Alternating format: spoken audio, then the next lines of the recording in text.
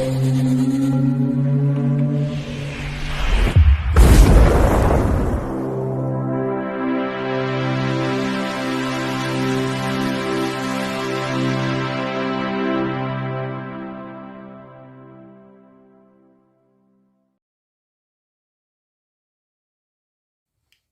Bayek, it's me, and in today's video, yes, we're here again, it's Hammer time.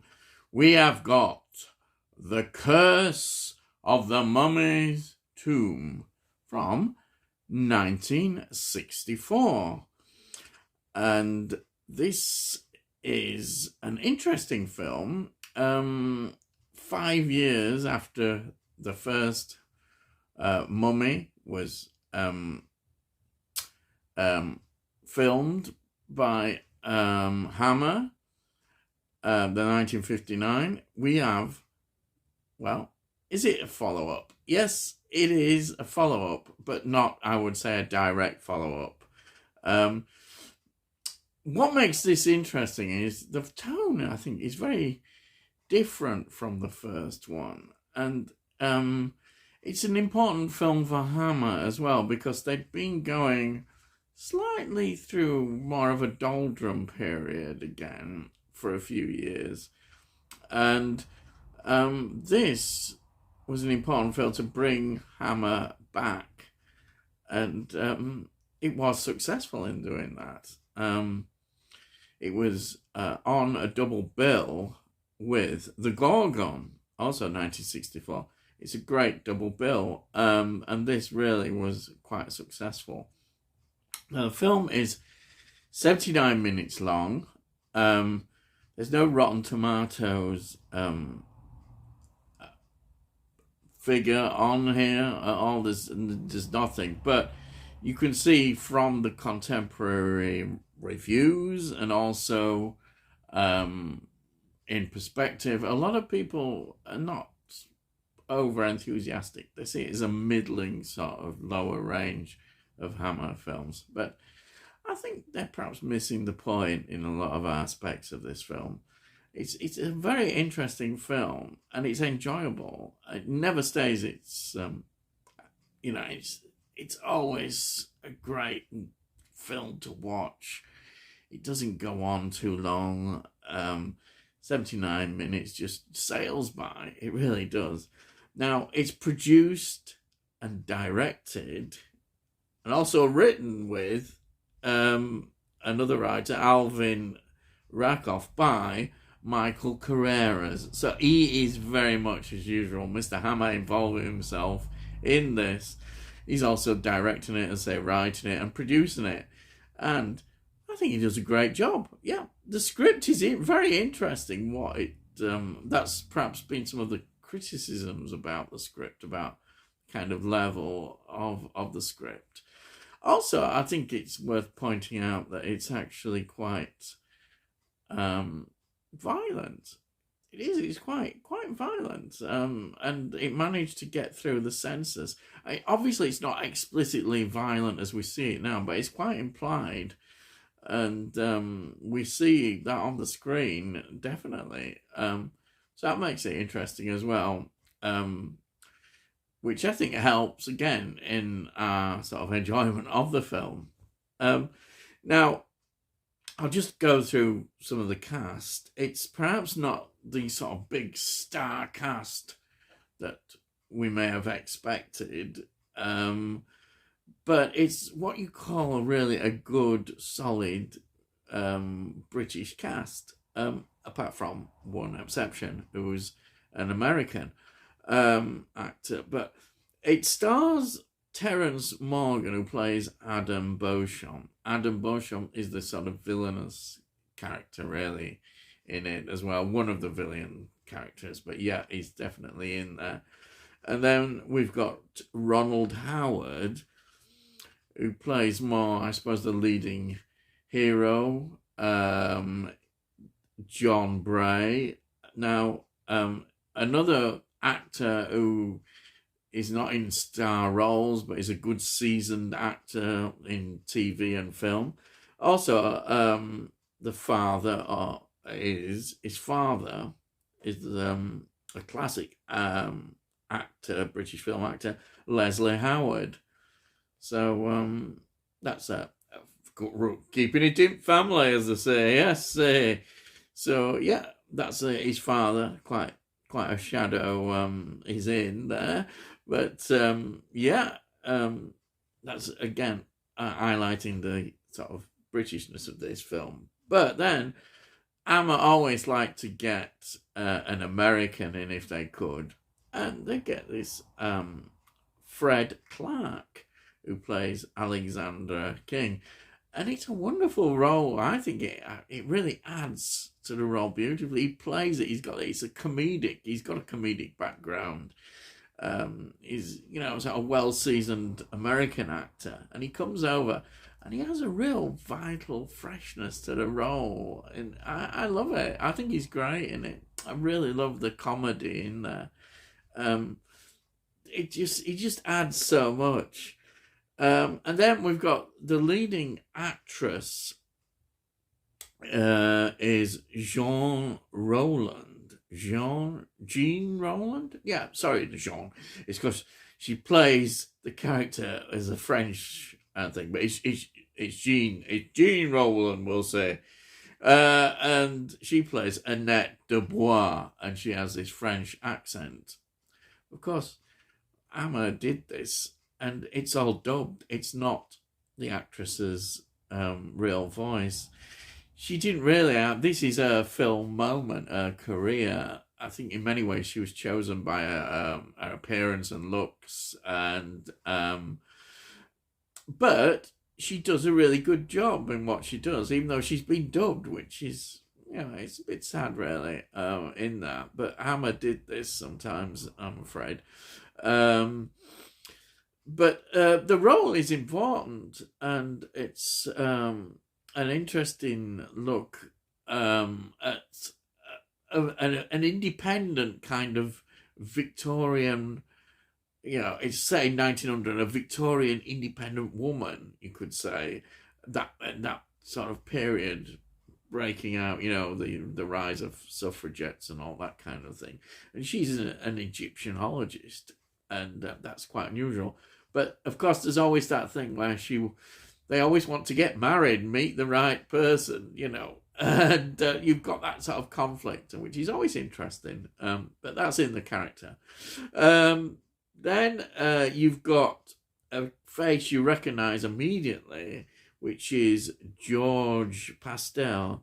He plays Hashmi Bey, who's like the Egyptian government representative or follower of this religious thing. But is he a villain? It's one of those questions. But he was memorable, of course. He was in the original Mummy, The Mummy in 1959, plus a film that I've reviewed fairly recently, which was The Stranglers of Bombay. That was in 1959, where he plays a really interesting role in that. So he's got a good, interesting history. And there he is in this role, and he's great in the role, as usual. He just got that recognisable face. Now, the other actor who plays one of the Egyptiologists, again, he's a very much sort of seasoned actor from that period, is Jack Gwilliam. I think that's how you pronounce it. Gwilliam? Yeah, he plays Sir Giles. He's, this other Egyptiologist. I'm looking at his films, and it's actually stacks and TV work, but Jason and the Argonauts is in quite an interesting role, 1963. And also a film that I really love, that I haven't talked about that much, but it's always there in my mind, is Cromwell from 1970. That's Richard Harris and Sally Guinness as Cromwell and Charles I. It's a great film, and he's in that as well. So, yeah, just thought to throw that in. Of course, we hadn't had one for quite a few weeks, but yes, it's here. The Michael Ripper moment. Yes, Michael Ripper is there at the beginning. Unfortunately, he's not in it hardly at all, but he's there, so he's back. You know, in my reviews, Michael Ripper, he's playing Ahmed, an Egyptian servant. He's there. You'll see him at the beginning. It's great.